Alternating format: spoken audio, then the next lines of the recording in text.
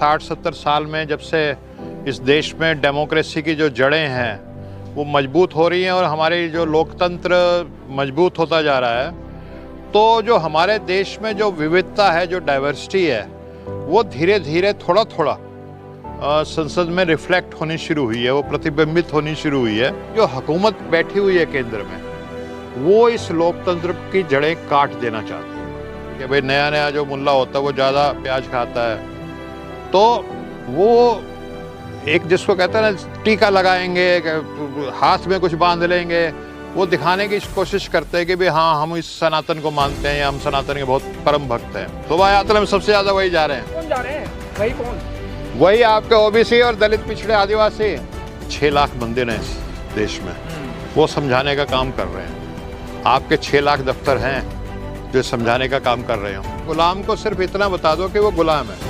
जिस दिन गुलाम को रियलाइजेशन हो जाएगा कि मैं गुलाम हूं, तो वो खुद अपनी बेड़ियां तोड़ लेगा।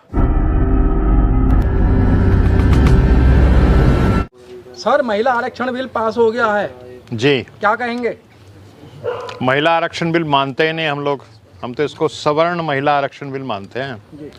और ये सीधा सीधा मतलब इसका ये है कि जो इस समय हुकूमत है, जो सरकार है मोदी जी की और बीजेपी की, वो चाहते हैं कि संसद में सवर्णों की संख्या बढ़ जाए, क्योंकि पिछले 60-70 साल में जब से इस देश में डेमोक्रेसी की जो जड़ें हैं वो मजबूत हो रही हैं और हमारे जो लोकतंत्र मजबूत होता जा रहा है, तो जो हमारे देश में जो विविधता है, जो डाइवर्सिटी है, वो धीरे धीरे थोड़ा थोड़ा संसद में रिफ्लेक्ट होनी शुरू हुई है, वो प्रतिबिंबित होनी शुरू हुई है।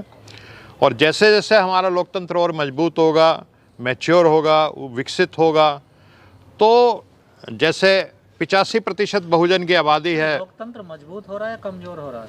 नहीं, दोनों प्रक्रिया चल रही है। एक स्वाभाविक तौर पे तो जैसे जैसे जो दलित हैं, पिछड़े हैं, आदिवासी हैं, पसमानदा हैं, उनमें जो अवेकनिंग हो रही है उससे तो मजबूत हो रहा है।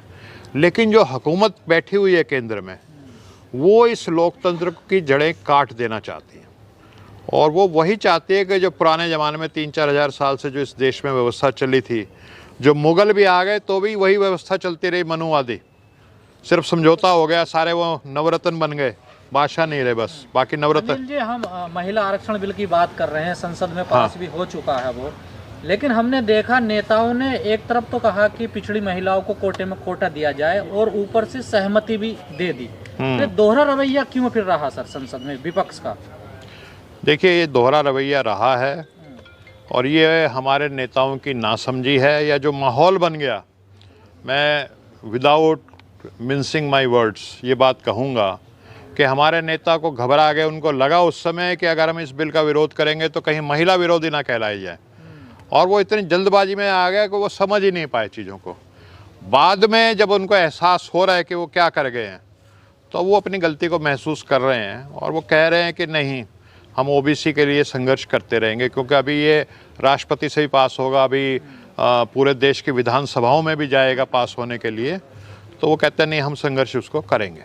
जी, ये उनसे एक जिसको कहते हैं ना हिमालयन ब्लंडर, बहुत बड़ी चूक हुई है जिसको उन्होंने बाद में महसूस किया। तो सर, कहा जा रहा है पिछड़ों के लिए एक बड़ा धोखा हुआ है उसके साथ, लेकिन पिछड़े सर इसके विरोध में नजर तो नहीं आ रहे कहीं भी सर। देखिए, आप जैसे कुछ लोग हैं जो पढ़े लिखे चीज़ों को समझते हैं, वो कहीं अपनी आवाज़ उठा रहे हैं, लेकिन वो एक बड़ा मूव हमें नज़र नहीं आ रहा था। देखिए, बड़ा मूव आपको इसलिए नज़र आ रहा कि ये आंदोलन की अभी शुरुआत हुई है।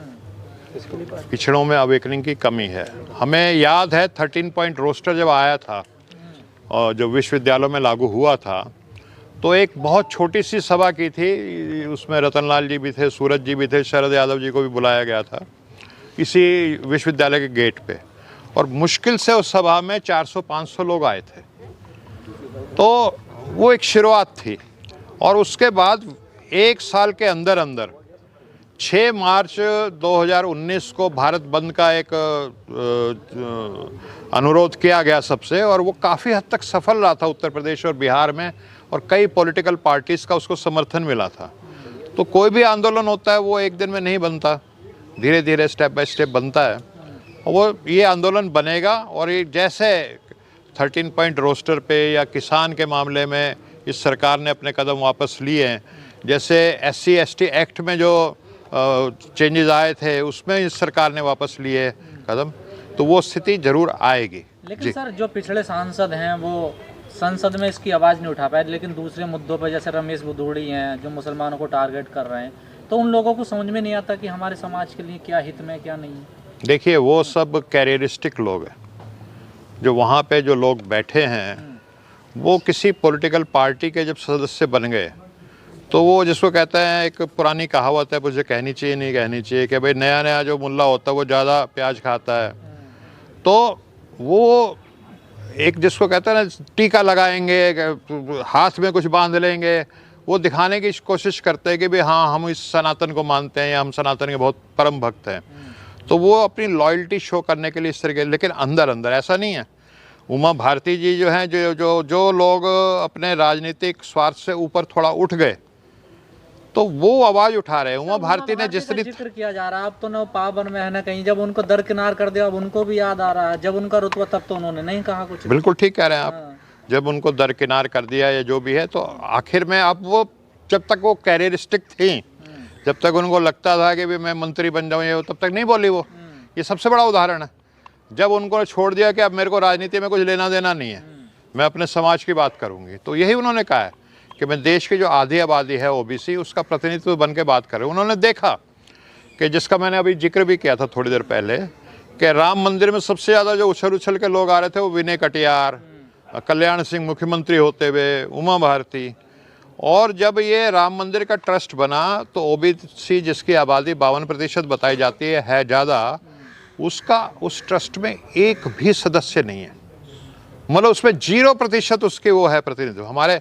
हम पुराने ज़माने में जो रामविलास पासवान जी थे, हम उनके साथ काम किए हैं, वो एक बात को कहते थे अक्सर, वो कहते थे OBC है, दलित है, पिछड़ा है, वो जिस तरीके ये जो मेन स्ट्रीम पार्टियाँ जिनको कहा जाता है, चाहे उसमें BJP हो, कांग्रेस हो, उसमें उनका जो भूमिका रहती है वो बैंड वाला जैसे होता है, बाजे वाला, उस तरह की भूमिका रहती है कि जब बारात चल रही होती है तो वो सबसे अच्छी यूनिफॉर्म पहने, सबसे अच्छी ड्रेस पहने और पीतल का बाजा लिए चलते हैं और सब उनके आगे नाच रहे होते हैं।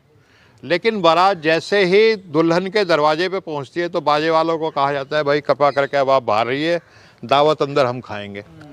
तो जब तक सत्ता में नहीं आते तब तक तो सब चीज़ है। राम मंदिर का जब ट्रस्ट बनता है तो पिछड़ों को कहा जाता है कि अब आप बाहर रहिए, इसको हम ही चलाएंगे। लेकिन सर आप जैसे लोग समझाने की कोशिश कर रहे हैं, कई घटनाएं ऐसी देखने को मिलती हैं कि पिछड़े समझ क्यों नहीं पा रहे, आखिर क्या वजह है सर? देखिए ऐसा है, 6 लाख मंदिर हैं इस देश में, वो समझाने का काम कर रहे हैं। आपके 6 लाख दफ्तर हैं जो समझाने का काम कर रहे हो, हर मंदिर में 4-5 बैठे हुए हैं जो समझाने का काम कर रहे हैं, तो कितने लोग लगे हुए हैं। और उनको मंदिर जो है उसमें जो चंदा दे रहे हैं दान पेटी में, वो हम लोग ही दे रहे हैं।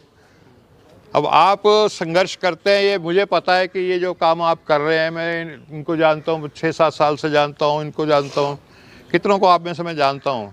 आप जो संघर्ष कर रहे हैं क्या आर्थिक स्थिति है और किन परिस्थितियों में कर रहे हैं, तो आप तो एक मिशन के रूप में कर रहे हैं ना। पिछड़ों पर सर मंदिर भारी हो गया क्या है? पिछड़ों पर मंदिर भारी? देखिए ऐसा है, जो सही मायने में जो जाग गया, जिसको समझ में आ गई। वोल्टायर एक बहुत बड़े चिंतक हुए। फ्रांस में कभी राजशाही होती थी और राजा रानी जो थे ना वो लूटते थे, जनता भूखी रहती थी। तो एक बार जनता गई वहाँ पे, भूखी जनता रानी के पास वहाँ, तो जनता ने कहा कि हमें रोटी नहीं मिल रही। तो रानी को तो पता ही नहीं था कि ग्राउंड स्थिति क्या है। रानी बोली कि ऐसा है, तुम भी बड़े पागल हो, रोटी ही खानी है क्या तुम्हें? रोटी नहीं मिल रही तो आप केक खा लो, कोई ड्राई फ्रूट खा के पेट भर लो। तो लोगों को तब समझ में आ गया और फिर रानी का जनता ने कत्ल कर दिया। मैं एक सेकेंड उसको पूरा कर दूं। तो जो चिंतक थे वोल्टायर, जो उस फ्रांसीसी क्रांति के जनक थे जिसके बाद डेमोक्रेसी आई इस दुनिया में, वो कहते थे गुलाम को सिर्फ इतना बता दो कि वो गुलाम है। जिस दिन गुलाम को रियलाइजेशन हो जाएगा कि मैं गुलाम हूँ, तो वो खुद अपनी बेड़ियाँ तोड़ लेगा। एक हमारे बहुत पुराने साथी होते थे, वो दलित वॉइस करके एक मैगजीन निकालते थे, VT राजशेखर, साउथ के थे। तो वो एक शब्द कहा करते थे, स्लेव इंजॉइंग स्लेवरी। जो गुलाम है वो गुलामी में इतने खुश हैं कि उसको एंजॉय कर रहे हैं, उसको सेलिब्रेट कर रहे हैं। वही स्थिति है आज भी। लेकिन सर मोनू यादव हैं, बिट्टू बजरंगी, बिट्टू लोहार हैं, कपिल गुर्जर हैं, रमेश बिधूड़ू हैं, ये तो हिंदुत्व का काम कर रहे हैं, ये भी तो ओबीसी सारे लोग, विनय कटियार हो चाहे उमा भारती हो, इन्हें बदले में क्या मिलता है? इसमें दो कैटेगरी है। एक कैटेगरी तो ये है जिनको कुछ पता ही नहीं, जो बुद्धू हैं, अकल ही नहीं है जिनमें, जिनमें समझ नहीं है, जिसमें जागृति नहीं है। और जिनमें जागृति है वो अपने समाज का नहीं देख रहे। जब अंग्रेजों का राज चल रहा था इस देश में तो भी तो बहुत सारे लोग थे जो अंग्रेजों का समर्थन करते थे अपने व्यक्तिगत स्वार्थ के लिए, तो वो अपने व्यक्तिगत स्वार्थ के लिए कर रहे हैं। कोई ये कहे रमेश बिधूड़ी जो है ओबीसी के लिए काम कर रहा है, मैं नहीं मानता। तो बिट्टू बजरंगी, ये मोनू यादव सब अपने स्वार्थ के लिए काम कर रहे हैं, अपना घर भरने के लिए काम कर रहे हैं, कुछ समाज के लिए नहीं कर रहा। तो ये हिंदुत्व की बात कर रहे हैं सर, ये तो हाँ तो करेंगे। ऐसा हमेशा इस तरह के लोग हमारे समाज में रहे हैं, तभी तो कोई भी 2000 घोड़ों पे चढ़ के आता था और ये करोड़ों लोगों के ऊपर राज कर लेता था। लेकिन सर 90 के दशक में सब जब मंडल कमीशन आया था तो सबसे ज्यादा विरोध जो है ओबीसी ने किया था मंडल कमीशन का। हाँ। तो क्या उनको जरूरत है आज? इससे बड़ा उदाहरण क्या हो सकता है कि उनमें अवेकनिंग नहीं थी, जागृति नहीं थी, कि उनको कुछ मिल रहा है वही उसका विरोध कर रहे हैं। ये तो वो ना, जिस डाल पे बैठे उसी डाल को आप काट रहे हो, अपने पाँव पे कुल्हाड़ी मार रहे हो। इससे बड़ा उदाहरण क्या हो सकता है? अच्छा सर, ओबीसी के लिए क्या आप जो संदेश देना चाहते हैं? ओबीसी के लिए मैं यही संदेश चल रहा हूँ कि भाई साहब जागो, बहुत देर कर दी, अब तो जाग जाओ भाई। अपने अधिकार, अपने आने वाली पीढ़ियों के बारे में सोचो। अगर आप चाहते हो कि वो भैंस बकरी चराते रहें, वही आधा एकड़ में अपना सब्जी बोते रहें, ठीक है, वही काम करते रहें और सारी की सारी मलाई जो है वो चंद पूंजीपति लूटते रहें, तो बात अलग है। आप अपने अगर आने वाली पीढ़ियों का भला चाहते हो तो जाग जाओ, और जो बाबा साहब ने संविधान में अधिकार लिखे हैं वो अधिकार तो ले लो। शोभा यात्रा में कौन जा रहा है सर? फिर शोभा यात्राओं में हैं? शोभा यात्राओं में शोभा यात्रा में सबसे ज्यादा वही जा रहे हैं। कौन? वही कावड़ उठाने में। आप एक मैं देख रहा था वीडियो, आप जैसे नहीं किसी ने बनाई थी। सर कौन जा रहे हैं? वही कौन? वही आपके ओबीसी और दलित पिछड़े आदिवासी। मोदी भी तो कुछ कम कर दिया हैं? मोदी जी पिछड़े ही है। हाँ, मोदी जी पिछड़े, देख लो कितना उन्होंने पिछड़ों के लिए काम किया है। और वीपी सिंह पिछड़ा नहीं था, अर्जुन सिंह पिछड़ा नहीं था, महात्मा बुद्ध पिछड़े नहीं थे, उन्होंने क्या काम किया था। तो जो प्रबुद्ध व्यक्ति है ना, वो अगर अगड़ा भी होगा तो अच्छा काम करेगा। ठीक है सर, थैंक यू जी।